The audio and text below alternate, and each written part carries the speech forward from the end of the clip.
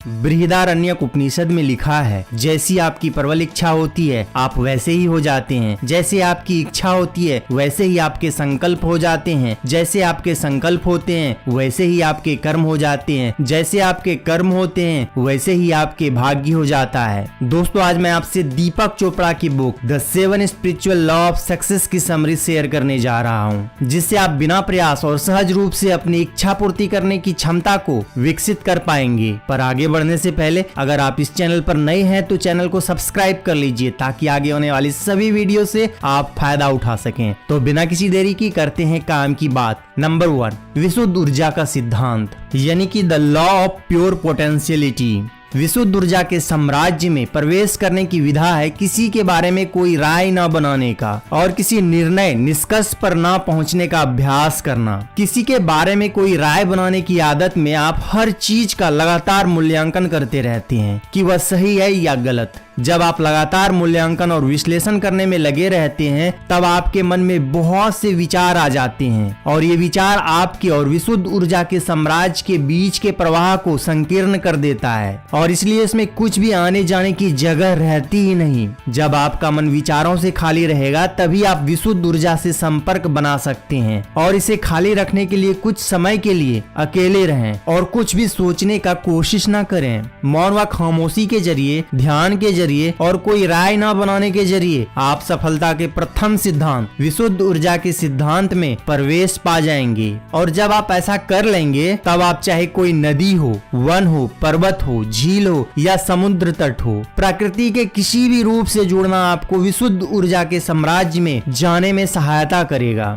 Number 2, अर्पण का सिद्धांत, यानी कि the law of giving and receiving. सफलता का दूसरा आध्यात्मिक सिद्धांत है अर्पण का सिद्धांत, यानी दूसरों को देने का सिद्धांत। जितना अधिक आप देंगे उतना ही अधिक आप पाएंगे, क्योंकि जीवन में जो कुछ भी महत्वपूर्ण है वह तभी बढ़ता है जब वह दे दिया जाता है। अगर देने पर आपको ऐसा लगे कि आपने कुछ खो दिया है तो वह सचमुच में देना नहीं होता और इसलिए वो बढ़कर वापस भी नहीं आता। देने और लेने के पीछे आपका जो मंतव्य होता है, जो आपकी नीयत होती है, वह सबसे अधिक महत्व रखती है। देना जब हृदय से होता है तो बिना शर्त होता है, तो उसकी वापसी भी देने के बराबर अनुपात में होती है। इसीलिए देना उदासीन भाव से नहीं बल्कि खुशी खुशी होना चाहिए। देने में मन का भाव ऐसा हो कि जब आप दें तो देने में आपको आनंद अनुभव हो। ऐसे देने के पीछे रहने वाली ऊर्जा कई गुना बढ़ जाया करती है। दोस्तों, अर्पण के सिद्धांत पर चलना वास्तव में बड़ा ही सरल है। अगर आप खुशी चाहते हैं तो दूसरों को खुशी दीजिए। अगर आप प्रेम चाहते हैं तो दूसरों को प्रेम दीजिए। अगर आप भौतिक संपन्नता और विपुलता चाहते हैं तो दूसरों की भौतिक विपन्नता को दूर करने में उनकी मदद कीजिए। अगर आप चाहते हैं कि आपके जीवन में मंगल ही मंगल हो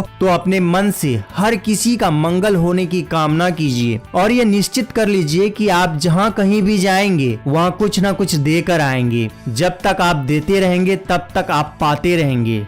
नंबर 3, कर्म का सिद्धांत, यानी कि लॉ ऑफ कर्मा। सफलता का तीसरा आध्यात्मिक सिद्धांत है कर्म का सिद्धांत। कर्म में दोनों बातें शामिल रहती है, हमारा करना भी और करने का फल भुगतना भी, कार्य भी और परिणाम भी साथ साथ। क्योंकि हमारा कोई भी कर्म करना ऊर्जा का एक ऐसा बल उत्पन्न करता है जो कि उसी रूप में हमारे पास लौट कर आता है। अगर मैं आपका अपमान करता हूँ तो बहुत संभव यही है कि आप अपमानित महसूस करेंगे। अगर मैं आपकी प्रशंसा करता हूँ तो बहुत संभव है कि आप खुश होना चुनेंगे। लेकिन तनिक सोचिए, है तो ये आपका ही चयन। किसी प्रतिक्रिया का चयन करते समय अगर आप एक पल के लिए रुक जाएं और 2 कदम पीछे जाकर अपने उन चयन चुनावों को एक बार देख लें जो आपने चुने हैं, तो केवल इतना करने से ही आप अपने अनजाने में की गई प्रतिक्रिया की समूची प्रक्रिया को सजग होकर देख सकते हैं। सजग होकर अपने चयन चुनाव को देखने का यह तरीका आपको बहुत शक्ति देगा। प्रकृति की एक बहुत ही रोचक व्यवस्था है कि वह आपको सही चयन करने में सहायता करती है। यह व्यवस्था आपके शरीर में संवेदना के साथ जुड़ी रहती है। आपका शरीर 2 प्रकार की संवेदनाएं महसूस करता है। एक संवेदना वह होती है जिसमें आप सहजता महसूस करते हैं और दूसरी वह होती है जिसमें आप असहजता महसूस करते हैं। जब आप सजग रूप से कोई कर्म करने का चयन करें तब आप अपने शरीर पर ध्यान दीजिए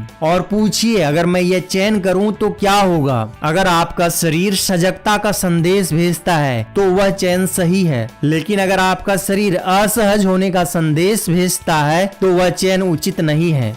नंबर 4, न्यूनतम प्रयास का सिद्धांत यानी कि लॉ ऑफ लीस्ट एफर्ट। सफलता का चौथा आध्यात्मिक सिद्धांत है न्यूनतम प्रयास का सिद्धांत। यह सिद्धांत इस तथ्य पर आधारित है कि प्रकृति की प्रज्ञा न्यूनतम प्रयास के साथ कार्य करती है। कम से कम प्रयास में अधिक से अधिक उपलब्धि वाले इस सिद्धांत को कारगर करने के लिए आपको 3 काम करने हैं। पहला है स्वीकार करना। स्वीकार करने का सीधा सा अर्थ है कि आपको संकल्प करना है, आज मैं लोगों, स्थितियों, परिस्थितियों और घटनाओं को यथावत स्वीकार करूंगा। अर्थात मैं यह स्वीकार करके चलूंगा कि प्रत्यक्ष पल वैसा ही है जैसा कि इसे होना था, क्योंकि सारा जगत ठीक वैसा ही है जैसा इसे होना था। दूसरा काम है जिम्मेदारी लेने का। जिम्मेदारी लेने का अर्थ क्या है? जिम्मेदारी लेने का अर्थ है अपनी किसी भी स्थिति का और स्वयं का भी दोष किसी दूसरे के मत्थे नहीं मरना। जिम्मेदारी को स्वीकार करने का अर्थ है जो भी स्थिति है उसे यथावत स्वीकार करने की रचनात्मक प्रक्रिया करने की क्षमता आप में होना। तीसरा काम है अपना बचाव न करना, और इसका अर्थ है कि आप अपने बचाव में यानी अपने दृष्टिकोण के बचाव में वाद विवाद न करने के प्रति हमेशा सजग रहें। यानी आप इस बहस में पड़ना छोड़ दें कि दूसरे लोग आपके दृष्टिकोण को, आपकी बात को माने ही माने, क्योंकि लोग अपना 99% समय अपने दृष्टिकोण का, अपनी बात का बचाव करने में ही गंवा दिया करते हैं। अगर आप अपने दृष्टिकोण को, अपनी बात को सही सिद्ध करने की तलब छोड़ दें तो वाद विवाद में गवाई जाने वाली ऊर्जा आपको किसी अन्य सार्थक सदुपयोग के लिए उपलब्ध रहेगी। नंबर 5, इरादे और इच्छा का सिद्धांत यानी कि the law of intention and desire. यह सिद्धांत इस तथ्य पर आधारित है कि ऊर्जा और प्रज्ञा संपूर्ण प्रकृति में सर्वत्र विद्यमान रहते हैं। अपने इरादे द्वारा आप अपने सपनों व इच्छाओं को पूरा करने के लिए प्रकृति के विधानों को सचमुच आदेश दे सकते हैं, लेकिन शर्त यह है कि आप प्रकृति के अन्य विधानों का उल्लंघन न करें। ब्रह्मांडीय कंप्यूटर को उसकी असीम संयोजन शक्ति के साथ आप अपने लिए कार्य करने पर लगा सकते हैं। आप सृजन के उस आधारभूत तल तक जा सकते हैं और फिर अपने इरादे को वहां जता सकते हैं, और इस प्रकार केवल अपने इरादे को जता देने भर से ब्रह्मांड के अनंत व असीम विस्तार को आप अपने लिए काम पर लगा सकते हैं। वर्तमान दरअसल संभावनाओं का एक ऐसा जीवंत क्षेत्र है जो स्वयं को अमूर्त बल के रूप में अनुभव क्या करता है। वह बल चाहे प्रकाश हो, उष्मा हो, विद्युत हो या गुरुत्वाकर्षण हो। ये बल ना तो भूतकाल में होते हैं और ना ही भविष्य काल में। ये बल होते हैं केवल अब में, वर्तमान में।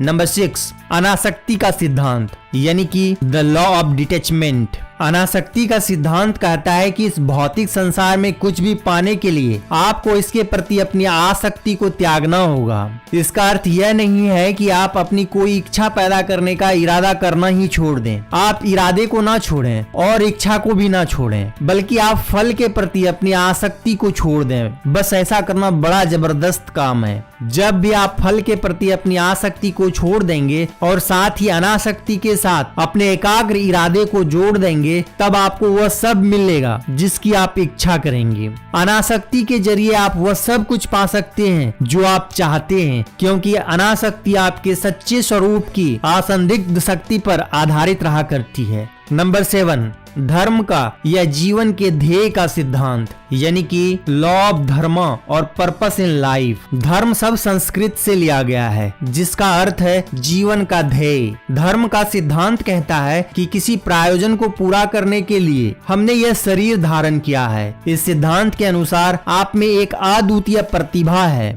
और उसे अभिव्यक्त करने की एक अद्वितीय विधा भी आप में है। कुछ तो ऐसा है ही जिसे कि आप संसार में किसी के भी मुकाबले बेहतर कर सकते हैं। इसीलिए बैठ जाइए और इन 2 प्रश्नों की उत्तर की सूची बनाइए। स्वयं से पूछिए कि अगर पैसे की कोई चिंता ना हो और आपके पास समय ही समय हो और पैसा ही पैसा हो तो आप क्या करेंगे? अगर आप तब भी वही करेंगे जो कि आप अब कर रहे हैं तो आप धर्म पर चल रहे हैं, क्योंकि जो आप कर रहे हैं उसके लिए आप में जुनून है, यानी आप अपनी अनन्य व अद्वितीय प्रतिभा को प्रकट कर रहे हैं। फिर स्वयं से पूछिए, मानव सेवा करने के लिए मैं अधिकतर क्या करूं? इस प्रश्न का उत्तर स्वयं दीजिए और उस पर चलना शुरू शुरू कर दीजिए। दोस्तों आज के इस वीडियो में बस इतना ही। आपको ये वीडियो कैसी लगी हमें कमेंट करके जरूर बताइए। वीडियो को लाइक करें, शेयर करें और चैनल को सब्सक्राइब करना ना भूलें। तो मिलते हैं नेक्स्ट वीडियो में। Thanks for watching.